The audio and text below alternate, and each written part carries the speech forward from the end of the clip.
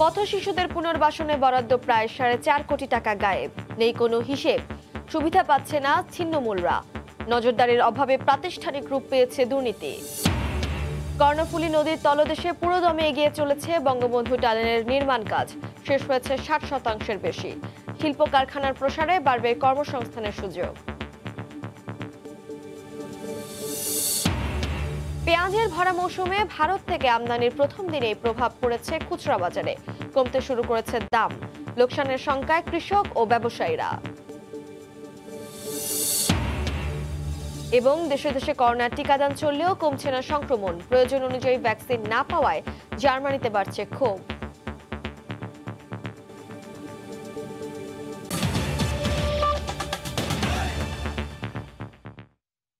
সময় সংবাদের সঙ্গে আছি আমি তানজিলা খান মিম।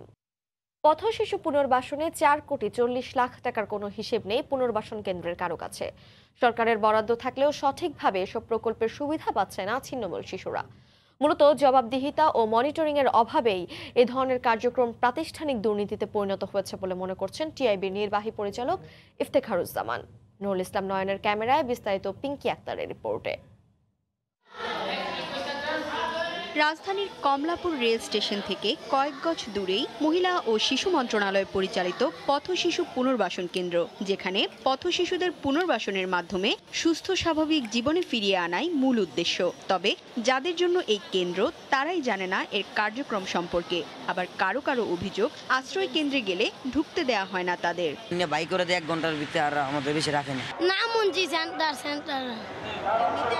সেন্টার না, শীতের মধ্যে কষ্ট করে রাতে থাকার জায়গা হলে ভালো হইতো। তবে শেল্টার হোমে থাকা এই কর্মকর্তার দাবি, নিয়মিত মাঠ পরিদর্শনের মাধ্যমে সুবিধাবঞ্চিতদের শেল্টার হোমে এনে আশ্রয় দেওয়া হচ্ছে। বাচ্চা কালেক্ট করা হয়, আমরা রাত্রিকালীন ফিল্ড ভিজিট করি। এদিকে শেল্টার হোম দুটিতে নিত্যদিনের খরচ দেখতে চাইলে দায়িত্বপ্রাপ্ত কনসালটেন্ট ম্যানেজার শাহ আলম ক্যামেরার সামনে কথা বলতে রাজি হননি। অর্থনৈতিক বিষয়ে কিছু জানেন কিনা? প্রতিদিন এই শিশুদের দুপুরের খাবার খরচ বাবদ 130 টাকা সরকারি বরাদ্দ থাকলেও মূলত এর কত টাকা খরচ করা হয় এর কোনো সঠিক হিসাব দেখাতে পারেননি প্রোগ্রাম পরিচালক। যেগুলো ভেরিফাই করার জন্য খুবই ডিফিকাল্ট কাজ, এগুলো আমার দ্বারা সম্ভব। প্রত্যেকটা প্রজেক্টে আমি এরকম যদি টু দ্য পয়েন্টে ঢুকি আমি তো পাগল হয়ে যাব। পরিচালক বলছেন 5 মাসে বাড়ি ভাড়া প্রোগ্রাম খরচ বাবদ 1,25,00,000 টাকা খরচের কথা। 1,25,00,000। এটা কি? এটা হচ্ছে অন্যান্য ধরনের বাড়ি ভাড়া আছে, তারপরে আদার যত প্রোগ্রামে বাইরে যে ট্যুর হয়, এক্সকারশন ভিজিট হয়, সেটা আর কি।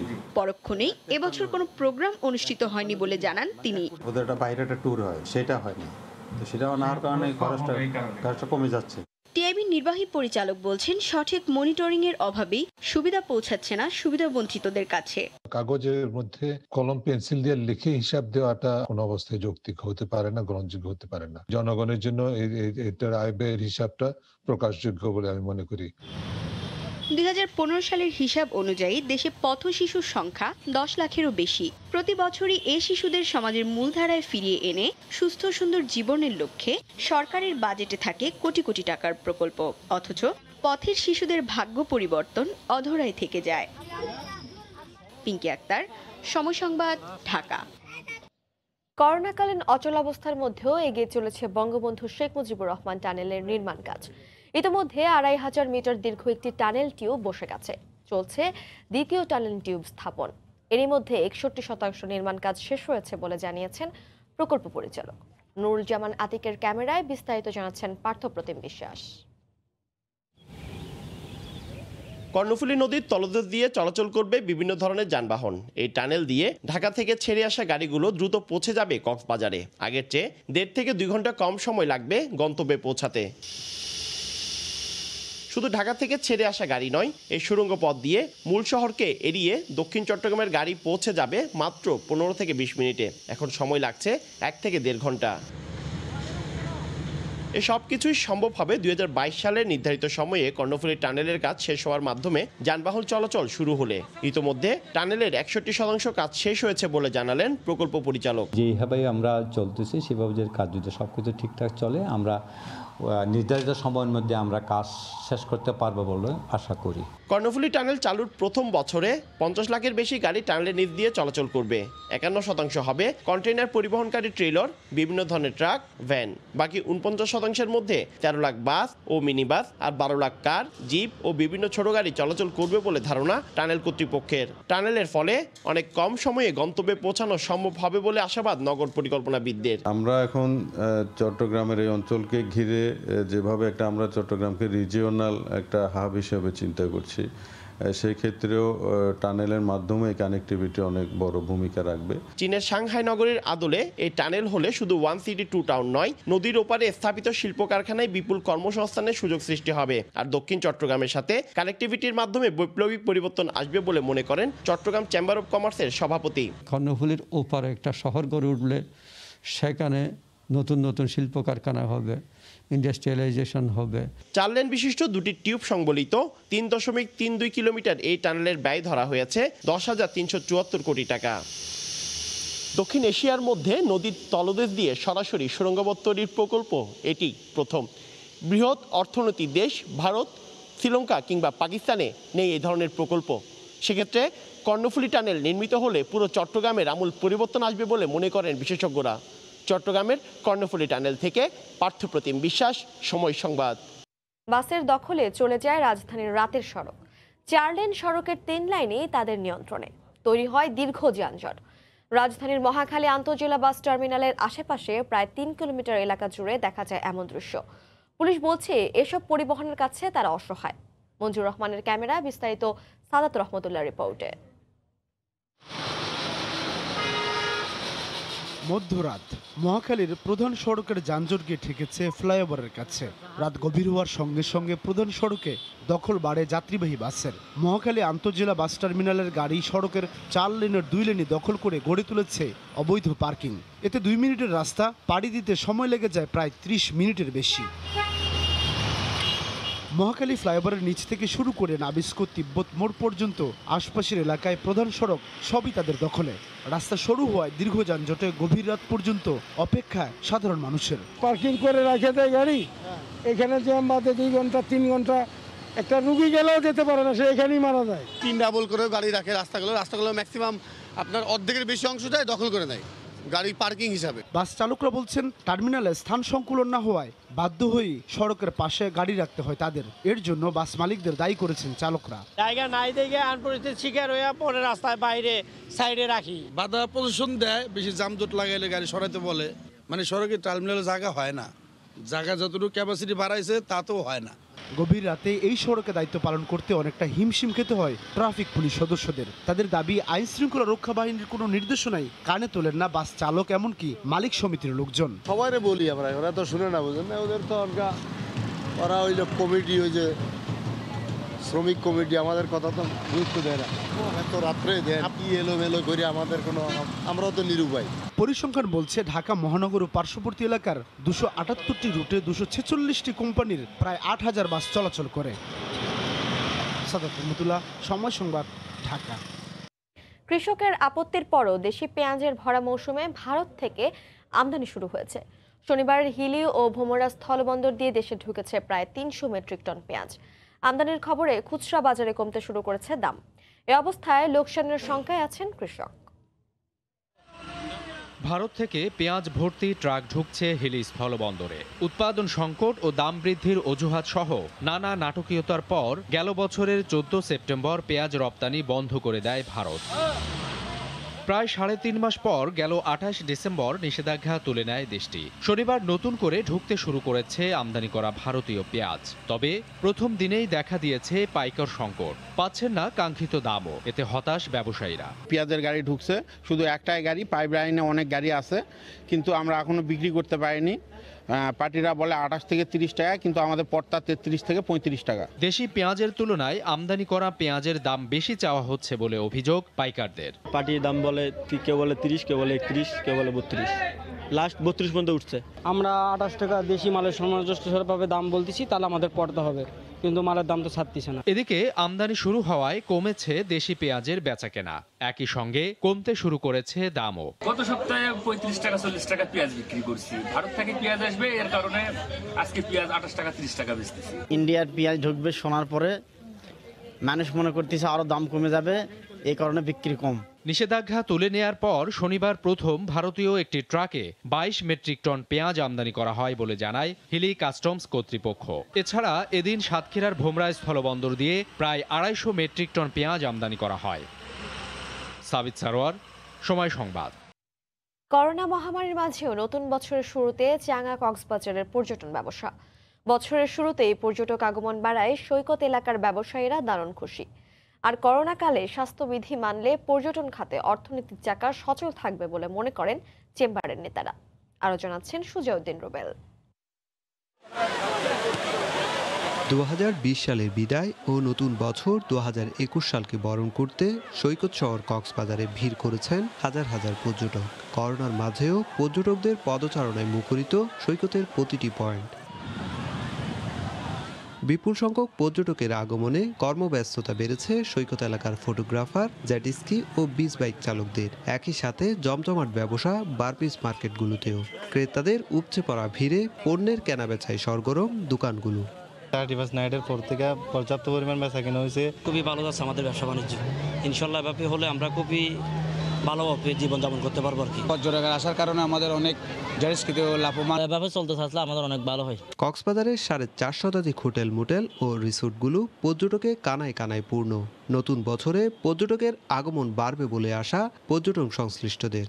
আশা করছি প্যান্ডামিক সিচুয়েশনটা কেটে আমরা নতুনভাবে আবার শুরু করতে পারবো এবং পর্যটকরাই টয়টুম্বুর থাকবে এখানে। চেম্বারের সভাপতি জানালেন, করোনাকালীন সময়ে সবাই স্বাস্থ্যবিধি মানলেই পর্যটন খাতে অর্থনীতির চাকা সচল থাকবে। করোনার প্যান্ডেমিক সিচুয়েশনটা এরা ভুলে যায়, সুতরাং স্বাস্থ্যবিধি মেনে যদি আমরা করোনাকালীন সময় উত্তরণ ঘটাতে পারি তাহলে আমরা সেই চলমান যে অর্থনৈতিক চাকাটাকে সচল রাখতে পারবো। চেম্বারের দেয়া তথ্য মতে বিশ্বের দীর্ঘতম সমুদ্র সৈকত কক্সবাজার, ইনানি ও প্রবাল দ্বীপ সেন্ট মার্টিনে গত 3 দিনে ভ্রমণে আসেন 3 লাখেরও বেশি পর্যটক। সুজাউদ্দিন রুবেল, সময় সংবাদ, কক্সবাজার। দিনাজপুরের হাটবাজারে ধানের দাম বস্তা প্রতি কমেছে 50 থেকে 150 টাকা পর্যন্ত।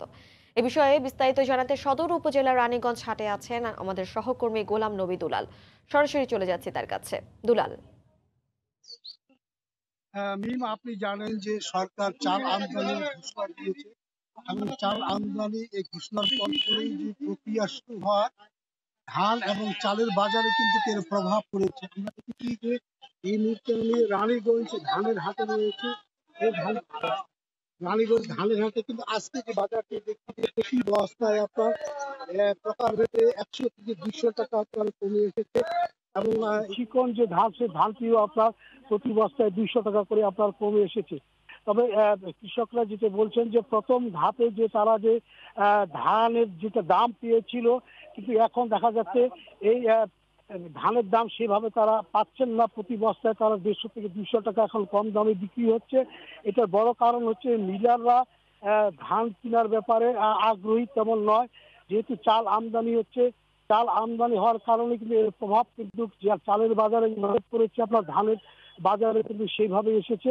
পাশাপাশি কৃষকরা যেটি বলছেন যে তাদের যে ধান উৎপাদনের ক্ষেত্রে দিনমজুর, কীটনাশক, এই বিষয়গুলো আপনারা বেশি হওয়ার কারণে কিন্তু উৎপাদন খরচ তাদের বেশি পড়ে যাচ্ছে।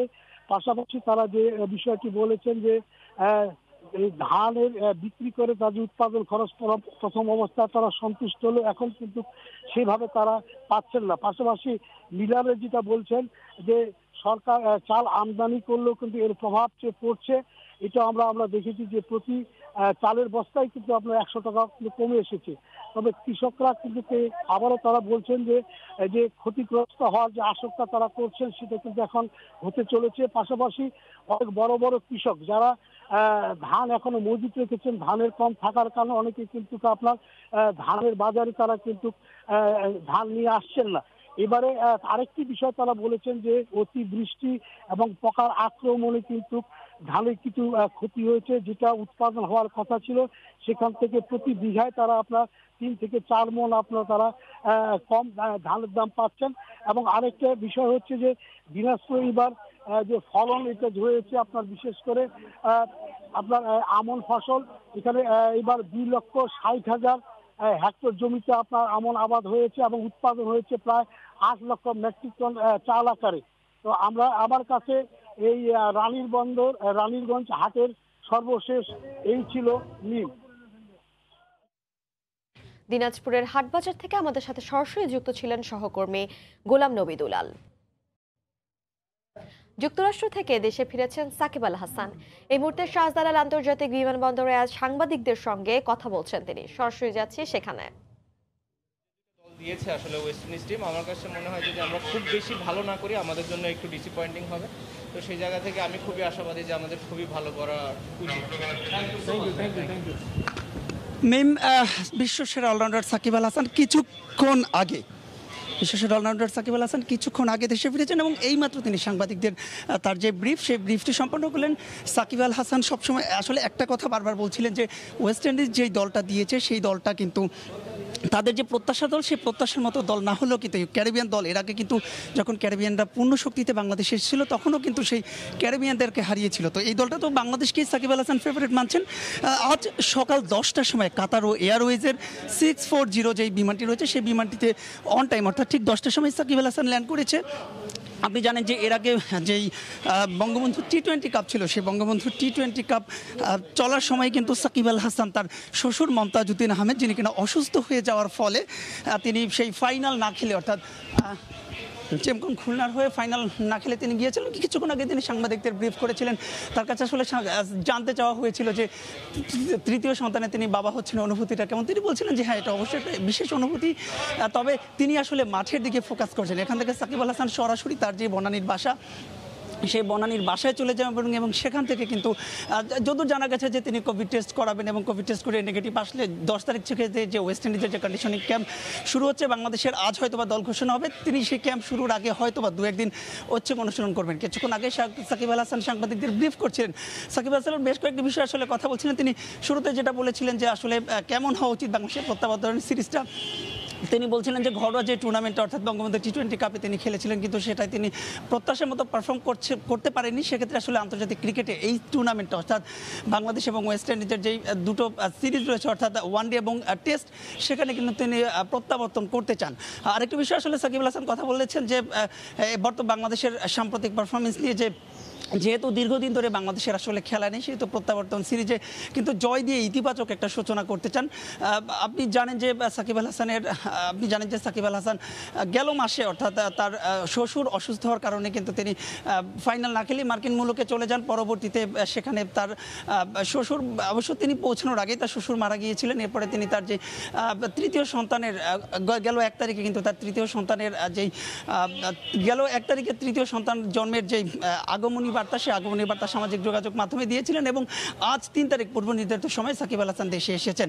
এবং কিছুক্ষণ আগে কাতার এয়ারওয়েজের 640 যেই QR 640 এই বিমানটিতে করে সাকিব আল হাসান এসেছিল এবং এসেই কিন্তু তিনি গণমাধ্যমের সঙ্গে কথা বলেছেন। তবে মিম, একটা বিষয় একটু বলে রাখি যে যেহেতু করোনা কাল চলছে, সেহেতু সাংবাদিকটা নির্দিষ্ট দূরত্ব মেনেই কিন্তু তার সেই যে প্রেস কনফারেন্স সেটি কভার করেছিল। তো মিম, এই ছিল আমার কাছে বিমানবন্দর থেকে সাকিব আল হাসানের সব শেষ।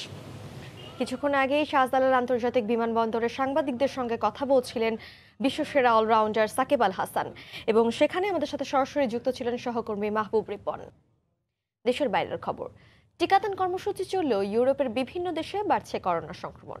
পর্তুগালে বিধিনিষেধ আরোপ করেও কমানো যাচ্ছে না আক্রান্তের হার। লিসবন থেকে বিস্তারিত জানিয়েছেন সহকর্মী তারিকুল হাসান আশিক। গোটা ইউরোপের 27টি দেশে একযোগে কিন্তু টিকাদান কর্মসূচি শুরু হয়েছে। তো টিকাদান কর্মসূচি শুরু হলেও সেটি যেহেতু বেশ সীমিত পরিসরে শুরু হয়েছে এবং প্রত্যেকটি দেশ তাদের স্বাস্থ্য সংশ্লিষ্ট খাতের সাথে সংশ্লিষ্টদেরকে দিয়েই খুব সীমিত পরিসরে এই টিকাদান কর্মসূচি শুরু করেছে। আমরা জানি যে এটি কিন্তু এই যে নতুন করে আমাদের যে অক্সফোর্ডের যে ভ্যাকসিনটি এসেছে অ্যাস্ট্রাজেনেকা, সেই ভ্যাকসিনটি যখন ইউরোপ ইউনিয়ন তাদের দেশগুলিতে প্রয়োগ শুরু করবে, তখন কিন্তু আমরা জানি যে ফাইজার বায়োএনটেকের টিকার সাথে যখন এই টিকাটি যুক্ত হবে, তখন এই টিকাদান কর্মসূচি কিন্তু একরকম আমরা যদি বলি গতি পাওয়ার কথা, সেই গতি পাবে বলে কিন্তু গোটা ইউরোপীয় ইউনিয়ন আশা করছে।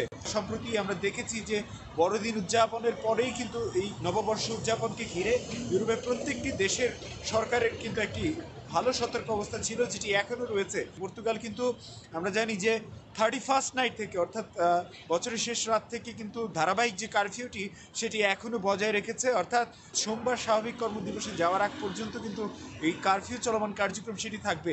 অধিকাংশ দেশেই শীতের তীব্রতা বাড়ছে ইউরোপের, এবং এই শীতের তীব্রতা বাড়ার সঙ্গে সঙ্গে বিভিন্ন জায়গায় এত নিয়মকানুন বেঁধে দেওয়ার পরেও কিন্তু করোনার যে উঠানামা সেটি এখনও লক্ষ্য করা যাচ্ছে। তো এই ছুটিকে কেন্দ্র করে প্রত্যেকটি দেশের সরকারের মধ্যে একটি উদ্বিগ্নতা ছিল, এবং সামনের দিনগুলিতে করোনা বাড়তে পারে এমন আশঙ্কা এখনও ইউরোপের বিভিন্ন দেশের সরকার করছে। তারিকুল হাসান আশিক, সময় সংবাদ, লিসবন, পর্তুগাল। এদিকে জার্মানিতে এক সপ্তাহ ধরে করোনার টিকাদান কর্মসূচি চললেও তা প্রয়োজনের তুলনায় অপ্রতুল। দেশটির সাধারণ নাগরিকের পাশাপাশি বিরোধী দলগুলো এই ঘটনায় ক্ষোভ জানিয়েছে। জার্মানির বার্লিন থেকে বিস্তারিত জানাচ্ছেন সহকর্মী বিজু বড়ুয়া। দেশের মতো জার্মানিতেও সগৌরবে চলছে টিকা প্রদান কার্যক্রম। এখন পর্যন্ত 1,88,553 জন মানুষের শরীরে সাফল্যের সাথে করোনার টিকা প্রদান করা হয়েছে জানিয়েছে জার্মানির রবার্ট কোখ ইনস্টিটিউট। এদিকে জার্মান স্বাস্থ্যমন্ত্রী ইয়েন্স স্পান জানিয়েছেন, অগ্রাধিকার ভিত্তিতে জানুয়ারির শেষ পর্যন্ত 13 মিলিয়ন ডোজের কথা থাকলেও ধীরে ধীরে এই ডোজের পরিমাণ আরও বাড়বে। তবে এই মুহূর্তে মৃত্যু এবং সংক্রমণের সংখ্যার কারণে এত কম সংখ্যক ডোজ আমদানির ক্ষেত্রে বিষয়টিকে নির্বুদ্ধিতা বলছেন জার্মানির বিরোধী দলগুলো। দেখুন, মৃত্যু ঠেকাতে এই মুহূর্তে টিকার ডোজের পরিমাণ বাড়ানোর প্রয়োজন ছিল সরকারের, কিন্তু আমার কাছে মনে হয় এত কম সংখ্যক ডোজ দিয়ে সরকার পরীক্ষা নিরীক্ষা করতে চায় টিকাটা আসলেই কতটুকু কার্যকরী। তবে জার্মানিতে বসবাসরত প্রবাসী বাংলাদেশিরা যারা স্বাস্থ্য খাতে কাজ করছেন তারা অনেকেই এই টিকা প্রদানের আওতায় এসছেন। তারা এখনো ভালো বোধ করছেন জানিয়েছেন প্রবাসী বাংলাদেশিরা। জার্মানিতে করোনার পরিস্থিতি দিন দিন ভয়াবহ হচ্ছে। আপনারা যে যেখানে আছেন সরকারের স্বাস্থ্যবিধি মেনে চলবেন। এদিকে ধীরে ধীরে টিকা প্রদান কার্যক্রম পরিস্থিতির উন্নতি হলে করোনার পরিস্থিতি আরো ভালো হবে জানিয়েছেন জার্মান চিকিৎসা বিজ্ঞানী সহ বিশেষজ্ঞরা। জার্মানির বার্লিন থেকে বিটু বড়ুয়া, সময় সংবাদ। এ পর্যায়ে শীর্ষ সংবাদ জানিয়ে দিচ্ছি আরেকবার। পথ শিশুদের পুনর্বাসনে বরাদ্দ প্রায় 4.5 কোটি টাকা গায়েব, নেই কোনো হিসেব, সুবিধা পাচ্ছে না ছিন্নমূলরা, নজরদারির অভাবে প্রাতিষ্ঠানিক রূপ পেয়েছে দুর্নীতি। এবং যুক্তরাষ্ট্র থেকে দেশে ফিরলেন সাকিব আল হাসান, ওয়েস্ট ইন্ডিজের বিপক্ষে সিরিজে দলের ভালো করার প্রত্যাশা।